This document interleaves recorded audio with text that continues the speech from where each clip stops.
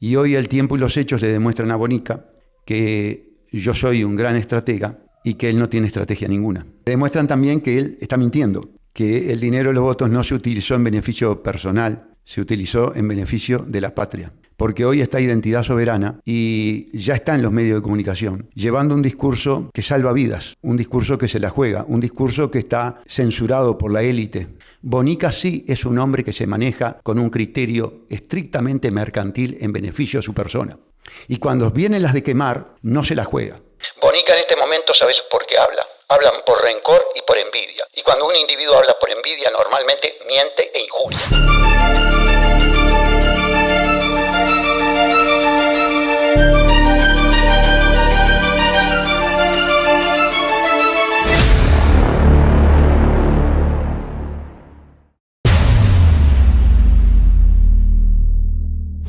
Muy buenas, bienvenidos a un nuevo capítulo de Vértice.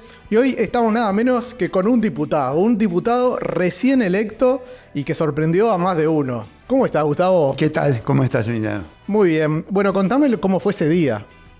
Ese día que te fuiste enterando de a poco de la votación.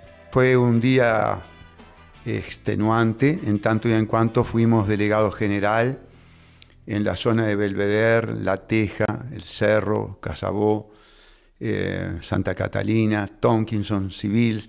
Estuvimos recorriendo todos esos circuitos junto con Danilo Silva y Sebastián Sosa. Luego almorzamos en Boulevard y San Martín y continuamos la labor de delegados por la zona de Reducto. Y una vez que estuvimos... fui a descansar un rato a mi casa.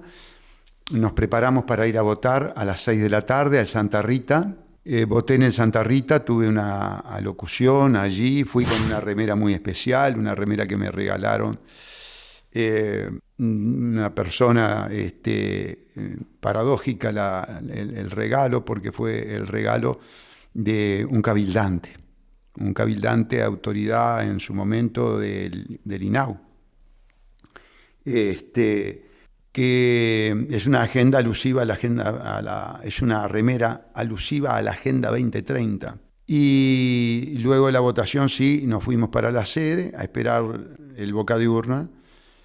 Allí en el boca de urna había sensaciones ambivalentes. Se tenía la expectativa del Senado, pero los primeros números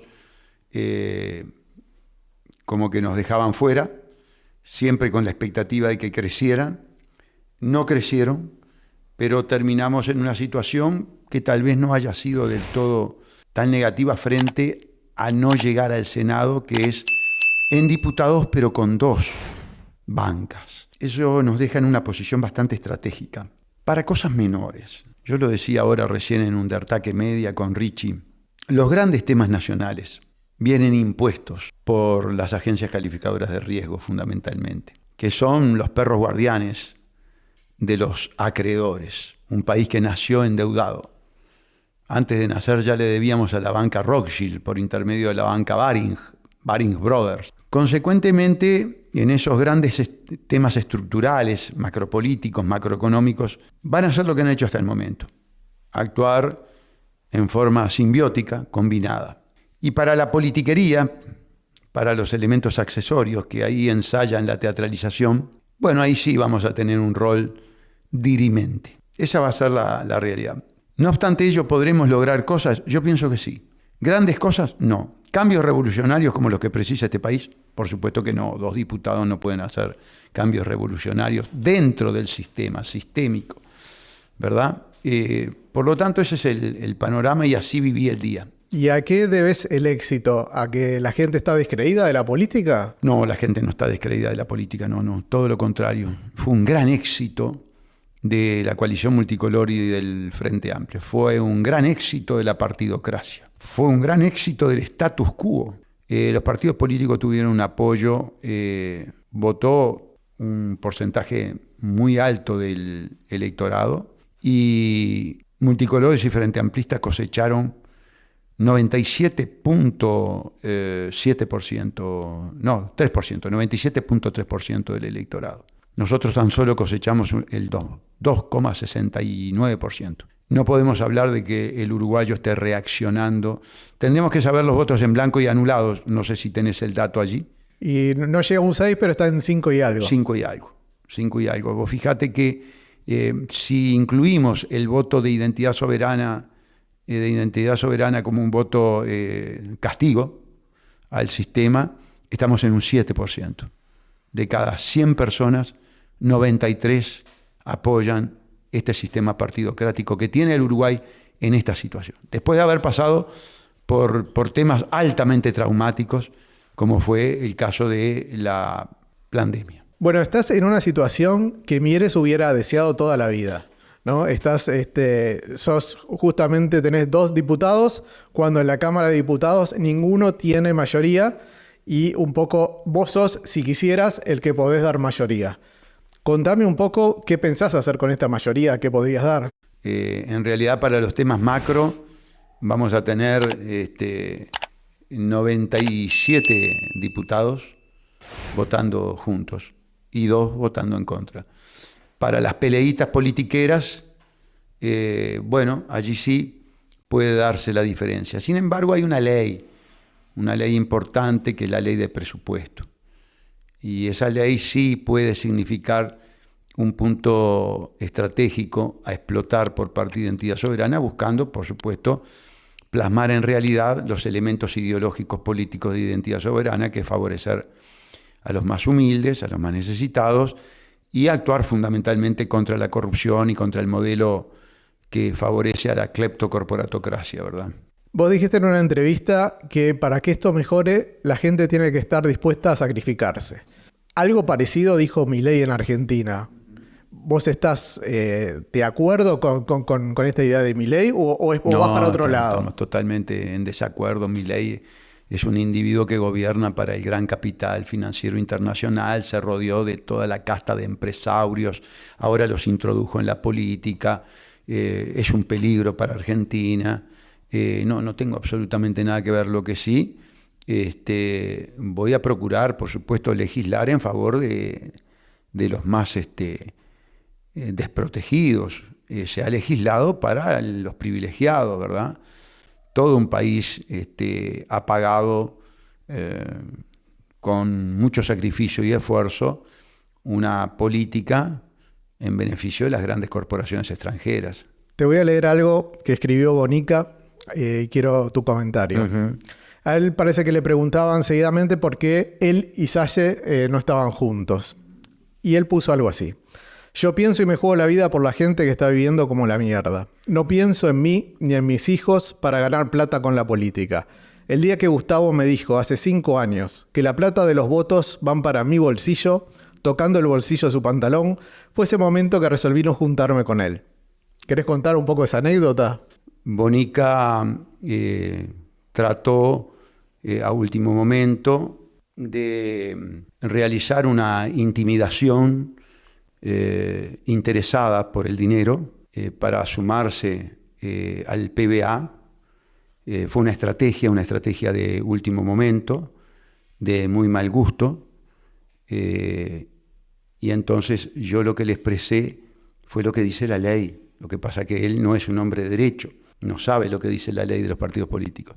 La ley de los partidos políticos le da el dinero de los votos al candidato a la presidencia en un porcentaje, al candidato a la senaturía otro y al candidato a diputado otro. Como yo en el PBA resumía las 3 categorías, la ley ponía en mi bolsillo, como lo pone ahora, ese dinero.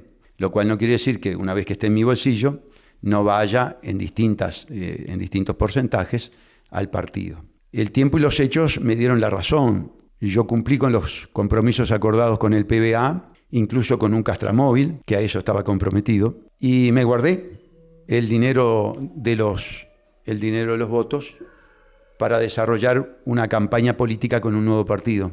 Y hoy el tiempo y los hechos le demuestran a Bonica que yo soy un gran estratega y que él no tiene estrategia ninguna. Demuestran también que él está mintiendo, que el dinero de los votos no se utilizó en beneficio personal, se utilizó en beneficio de la patria. Porque hoy esta Identidad Soberana y ya está en los medios de comunicación, llevando un discurso que salva vidas, un discurso que se la juega, un discurso que está censurado por la élite, que Bonica nunca lo llevó, al contrario, Bonica colaboró con las inoculaciones. Bonica se puso del lado del poder, se puso del lado de los poderosos, se puso contra la salud del pueblo uruguayo. ¿Te das cuenta?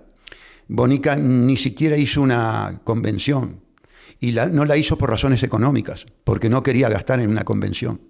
Bonica sí es un hombre que se maneja con un criterio estrictamente mercantil en beneficio de su persona. Y cuando vienen las de quemar, no se la juega. Estuvo del lado de los que llevaban a la muerte al Uruguay, a los uruguayos. En cambio, nosotros estuvimos con la acción de amparo, que él no la apoyó para absolutamente nada. ¿Te das cuenta? Bonica en este momento, ¿sabes por qué habla? Hablan por rencor y por envidia. Y cuando un individuo habla por envidia, normalmente miente e injuria. Hablando de lo que te da el Estado, más o menos serían unos $800.000, más o menos 300.000 pesos por mes ganaría un diputado, aproximadamente 200 y pico. Con esa plata, ¿qué pensás hacer? Bien, esa plata una parte va para el partido, propiamente dicho, para que lo administren las autoridades del partido. Una parte... Las partidas para secretaría van todas para las secretarías, que van a haber muchas, porque las precisamos, y una parte de nuestro sueldo también va para el partido. Nosotros quedamos con un sueldo, tanto mi hija como yo.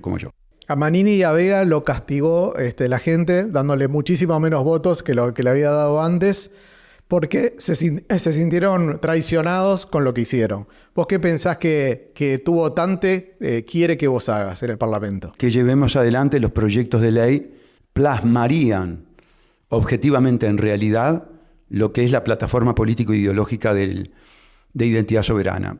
Naturalmente tienen que comprender que somos 2 contra el 97. Hablando de 2, tu hija Nicole entró, pero entró de una forma que algunos consideran rara, porque en realidad ella estaba como suplente y renunció la titular, que se llama Alejandra Carro. No, eso es falso. ¿No estaba Alejandra Carro de titular? No, eso es un disparate. A ver, contame un poco. Eso es un disparate. El tema es así. Por supuesto, este partido se construye en base a la figura referencial de quien hace 20 años que viene luchando contra el poder, denunciando a los de arriba, no a los de abajo. Yo soy candidato a diputado y a senador en los 19 departamentos. Y en los 19 departamentos necesito que, en caso de que me pase algo, me supla una persona de mi total confianza. Entre otras cosas, por los compromisos económicos asumidos. Pero además necesito una persona leal, 100%, por las características que tiene el partido, por las experiencias que uno tiene, por los pases, por las llevadas de bancas que se realizan. No hay persona en el mundo en quien confíe más que en mi hija. Es por una razón de confianza. Yo salgo diputado en 2 departamentos, en Montevideo y en Canelones.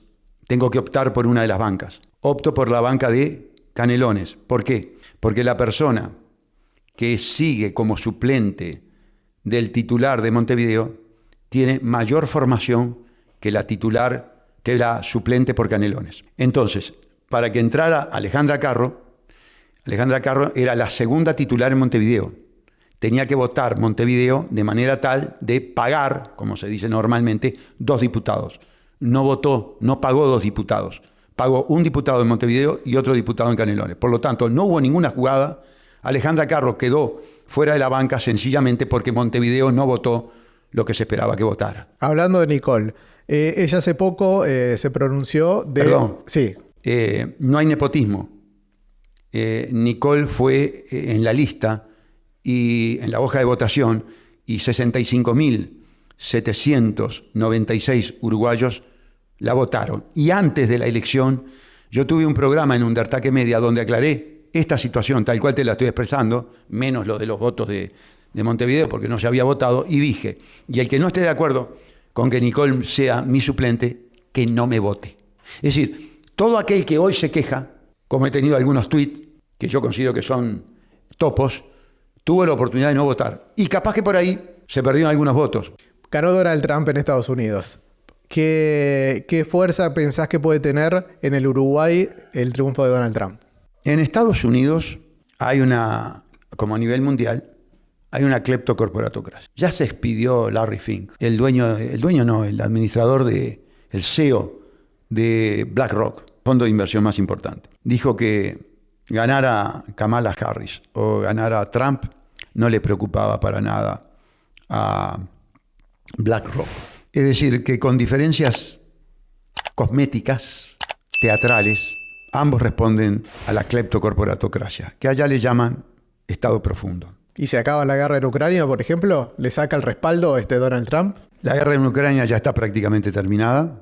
Zelensky perdió y por lo tanto lo que va a hacer es lo que los hechos lo determinan a hacer. Sin embargo, no repara la gente que le dio respaldo total a la política de Israel en Gaza. ¿Por qué? Porque es un sionista, porque es un imperialista. Esa guerra sigue. Esa guerra sigue, se profundiza y tendrá mayor apoyo. En 2019 te encadenaste reclamando por UPM2. La pregunta es, ahora entraste al Parlamento, imagino que no te vayas a encadenar en la silla, pero ¿qué propuestas podés tener del tema ecológico o del tema de grandes empresas? En la ley de presupuesto no dar un peso más de los 8.000 millones que ya se le dieron a UPM, en todo tipo de infraestructura que no es para el pueblo uruguayo, que es para esa corporación foránea. Voy a presentar un proyecto de ley que es absolutamente necesario y obvio, que es un bochorno, que es un atentado, una irrespetuosidad al pueblo uruguayo por parte de la partidocracia, que recibió el apoyo del 97.3%, que es la prohibición de los contratos secretos. Contrato público, contrato donde está involucrada la nación, jamás puede ser secreto. ¿Por qué? Porque los representantes, los gobernantes, son eso, son mandatarios, son representantes, no pueden trabajar de espaldas a quien les dio el mandato. Pero esa barbaridad, ese oxímoron jurídico, político, filosófico, se ha plasmado en una realidad que nadie quiere alterar y que el pueblo la avala con su voto. Pero nosotros la vamos a llevar al Parlamento. Volver a un sistema democrático donde no haya impunidad institucional. La Fiscalía General da impunidad institucional a las grandes corporaciones y a los gobernantes. Y palo y cárcel al de abajo. Volver al sistema democrático, volver a la Constitución de la República. Promover la industrialización, promover la ruralización. Y con respecto a UPM, promover algo muy importante.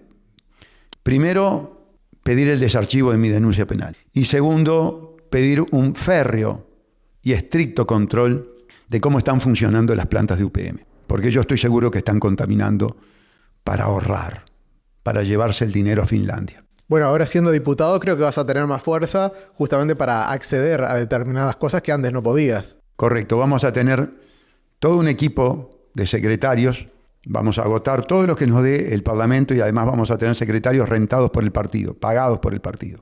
Escuché que Delgado y Orsi, por otro lado, habían intentado que vos los apoyaras. La pregunta mía es, ¿vos pensás que sirve para algo que alguien diga yo apoyo a tal? Es decir, tus supuestos votantes ¿van a apoyar a ese candidato? ¿Por qué lo hacen? Pienso que ellos entienden de que sí, de que un llamado a votar podría ser muy importante. Votaste la papeleta del sí.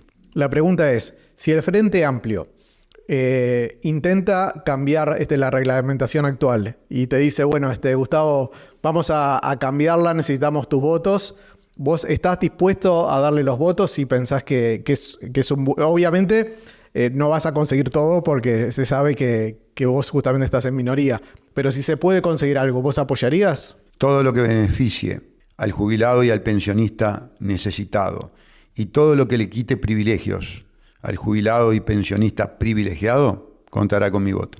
¿Pensás, como habías dicho la otra vez que viniste acá, que Orsi va a ser el presidente? ¿Seguís pensándolo? Sí. Porque ¿qué no cambió? Por lo mismo que dije la otra vez. Perfecto. Me gustaría saber, el día de mañana va a pasar